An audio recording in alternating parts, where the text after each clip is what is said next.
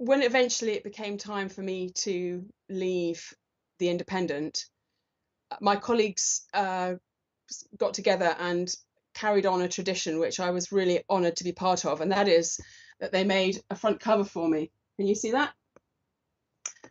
I think this is Jeremy Halley's sense of humour.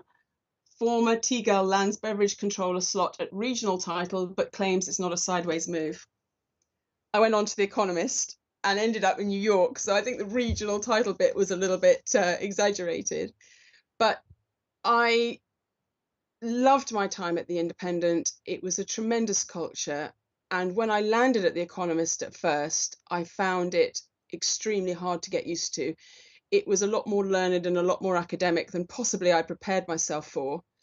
And yet I came to love the place in the end.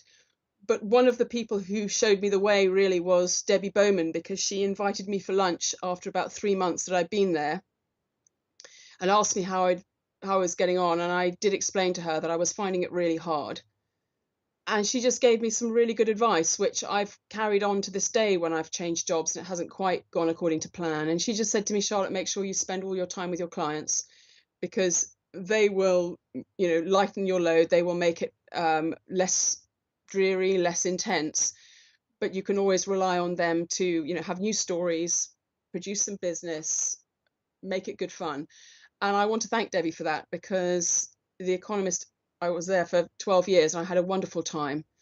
And just to add a little note of gravitas to my story, as I left The Independent to go to The Economist in 1992, it was at the same time that Andrew Marr left The Economist to come to The Independent.